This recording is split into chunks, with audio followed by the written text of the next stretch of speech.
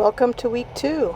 I went from Harvey, North Dakota to Dawson Creek, across the border in North Dakota.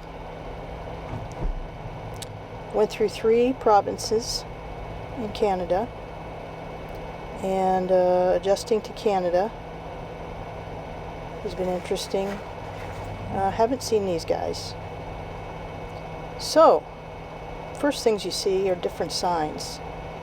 A lot of different numbers than we're used to. And then you have to apply the exchange rate. So here's a little math.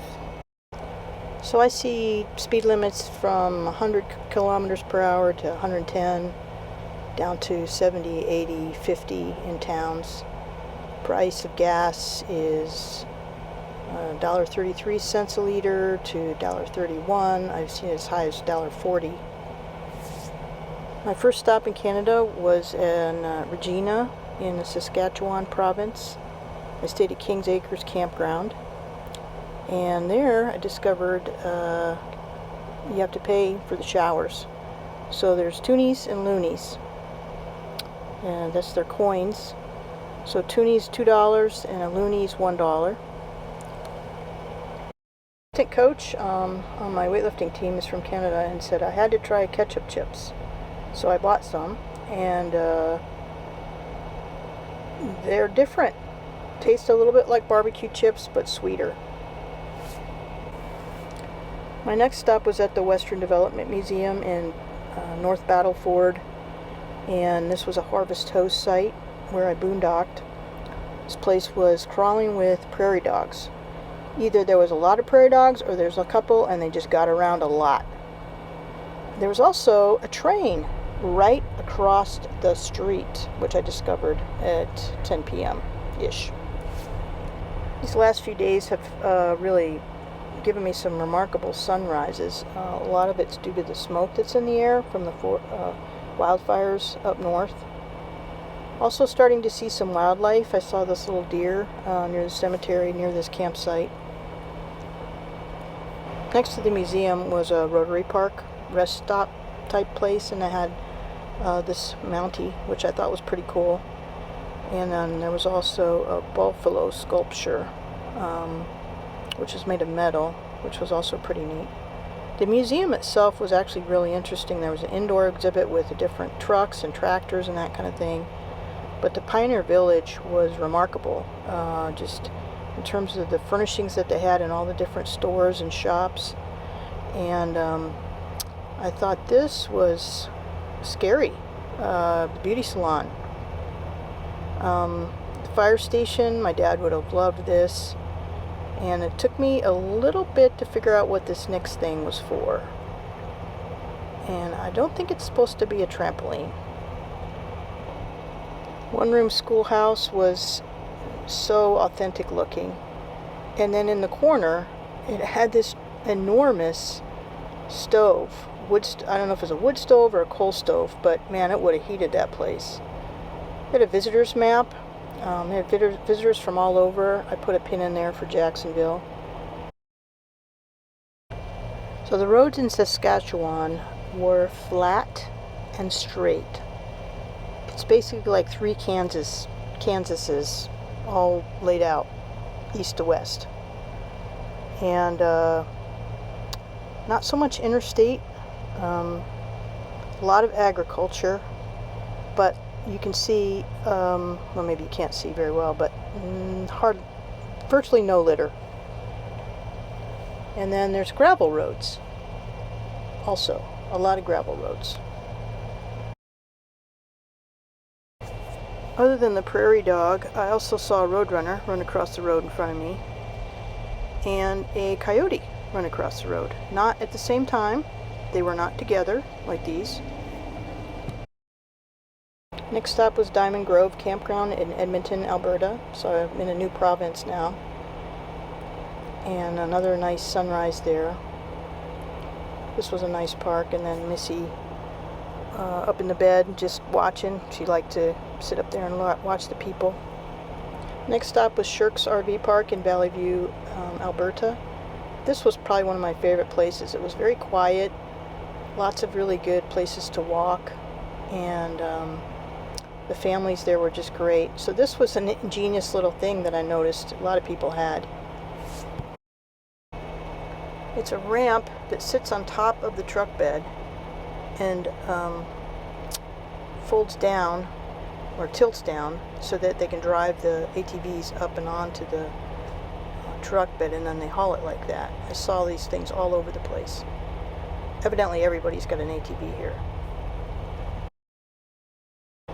And another beautiful sunrise in Valley View. And then there was also these sycamore trees, and the wind in the sycamore trees was really neat.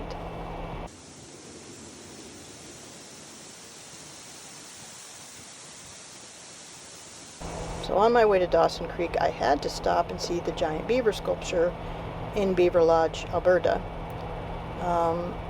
He's 18 foot long and 10 foot wide and 10 foot high. He's very, very large. And I don't know if Missy was nervous and looking behind her because of that. And they had a neat little museum there, which actually used to be a hospital, that they moved the whole building from its original location to where it sits now. These are black-billed magpies, which I saw everywhere up here. To Dawson Creek and visited the beginning of the Alaska Highway and the visitor center there, which was a lot of fun. They also had a visitor map there, which was full of pins, and this is only since April of this year, the number of visitors that they're having. I'm staying at the Mile Zero campground, and this is just outside of town, and it's doable. It's a little junky. It was rainy, so that doesn't help. Yeah, rainy yesterday. But the fire danger is still extreme, so there's no campfires. Earlier today, Missy and I walked into downtown Dawson Creek just to check it out. We saw this mural. And then also the historical milepost marker where the original Alaska Highway started when the Army built it. Went to a farmer's market, and this one young lady from Bolivia was selling these beautiful sweaters. And I ended up buying a hat, which I'll show you in a minute. I also bought some sugar-free strawberry jam. And here's the toque. That's what they call it here. And it's so soft, and I really loved it. So here's the summary from this week. A little less miles traveled. Didn't push it quite so hard. The roads are a little bit different here. Took a day off. Today's a non-driving day, the first non-driving day I've had. And I've enjoyed that. I did some laundry and cleaned the camper and rearranged stuff and went for a long walk, so that's been nice. But I'm going to be getting back on the road tomorrow and starting the Alaska Highway. So thanks again for tuning in and following along. And blessings to everybody. So my takeaways this week are take advantage of the opportunities when they present themselves. Life is a lot less predictable traveling. Just for example, you want to go to the grocery store and pick up some whatever's on your list, and then you get there and you can't find the normal things that you're used to finding, and they're certainly not where you think they are anyway. Also, very dependent on the weather. I might have a plan to do something outside, but then the weather just precludes me from doing that. So when it's nice out, I have to take advantage of the nicer times, the nicer weather. Also, there's not much multitasking in this small of a space. For example, like when I'm at home, I can do laundry, I could cook, and I could vacuum all at the same time, because I have one of those RoboVacs. Put a load of laundry in, start the vacuum, and then start dinner.